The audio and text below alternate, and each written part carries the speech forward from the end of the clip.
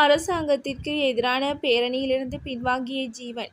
ஜனாதிபதி அனுரகுமார திசாநாயக்க தலைமையிலான தற்போதைய அரசாங்கத்திற்கு எதிராக எதிர்வரும் 21ஆம் தேதி நுகேகொடையில் நடைபெறவுள்ள பேரணியில் இலங்கை தொழிலாளர் காங்கிரஸ் பங்கேற்கப் போவதில்லை என தீர்மானித்துள்ளது.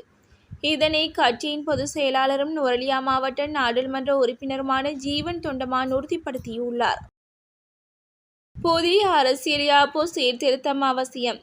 இலங்கையில் நல்லிணக்கத்திற்கும் பொறுப்புக்கூறுதலுக்கும் புதிய அரசியல் யாப்பு சீர்திருத்தம் அவசியம் என இலங்கைக்கான சுவிஸ் தூதரகத்தின் அரசியல் விவகாரங்களுக்கு பொறுப்பான முதன்மை செயலர் ஜஸ்டின் போய்லட் தெரிவித்துள்ளார். யாழில் உள்ள தனியார் விருந்தினர் விடுதியில் சட்டத்திற்கும் மனித உரிமைக்குமான கற்கை நிலையத்தின் ஏற்பாட்டில் அரசியல் தீர்வும் பொறுப்புக்கூறலும் ஒரு எண்ணிம ஆவண காப்பக அறிமுக நிகழ்வொன்று முன்னெடுக்கப்பட்டுள்ளது. குறித்த நிகழ்வு நேற்று இடம்பெற்றுள்ளது. யாழில் இடம்பெற்ற குழு மோதல். யாழ்ப்பாணம் சுன்னாகம் காவல்துறை பிரிவிற்குட்பட்ட பகுதியில் இடம்பெற்ற குழு மோதலில் 5 படுகாயமடைந்துள்ளதாக தகவல்கள் வெளியாகியுள்ளது. குப்பிளான் சந்தியில் நேற்றிரவு இடம்பெற்ற இந்த குழு மோதலில் காயமடைந்த 5வரும் தெல்லிப்பளை ஆதார வைத்தியசாலையில் சிகிச்சை பெற்று வருகின்றதாக தெரிவிக்கப்படுகிறது. 2 குழுவினருக்கு இடையே நேற்றைய தினம் குப்பிளான் சந்தியில் மோதல் இடம்பெற்றமை விசேட அம்சமாகும். உயர்தர பரீட்சைக்கு தயாராகிய மாணவி திடீர் மரணம். உயர்தர பரீட்சையின் உயிரியல் பிரிவுக்கு தோற்றவிருந்த மாணவியொருவர் திடீரென உயிரிழந்துள்ளார். குறித்த சம்பவம் நேற்றிரவு தம்புள்ளை இகலையரவுல பிரதேசத்தில் இடம்பெற்றுள்ளது. இவ்வாறு உயிரிழந்தவர் குறித்த பிரதேசத்தை சேர்ந்த 19 வயதுடைய தரிஷி சாமோதி என்ற மாணவியாவார்.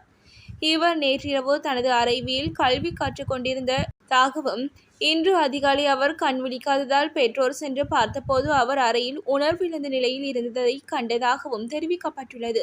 இதனை அடுத்து அவர்கள் உடனடியாக அவரை தம்புள்ளை ஆதார வைத்தியசாலைக்கு கொண்டு சென்றுள்ளனர்.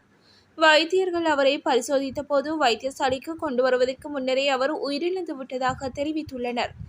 இந்த சம்பவம் குறித்து தகவல்கள் கிடைத்தவுடன் தம்புள்ளை காவல்துறையினர் மாணவியின் வீட்டிற்கு சென்று சோதனை நடத்தியதாகவும் சந்தேகப்படும்படியான எதுவும் அங்கு கண்டறியப்படவில்லை என்றும் காவல்துறையினர் தெரிவித்துள்ளனர்.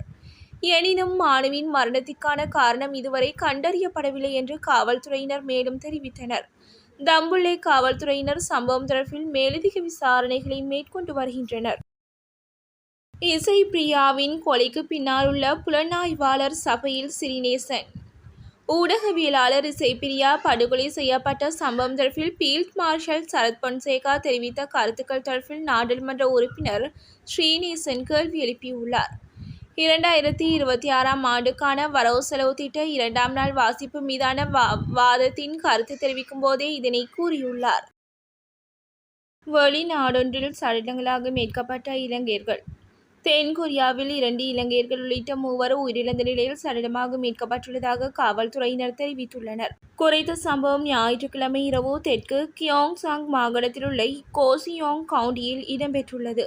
20 மற்றும் 30 வயதுடைய இலங்கையர்களும் 50 வயதான கொரிய மேற்பார்வையாளர் ஒருவர் என 3 சடலமாக மீட்கப்பட்டுள்ளனர். பின்கதவு வழியாக தப்பித்து ஓடிய கோட்டா.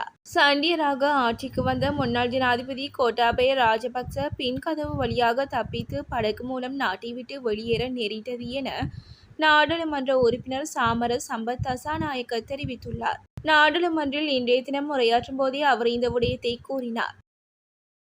பரபரப்பாகும் தென்னிலங்கை அரசியல்.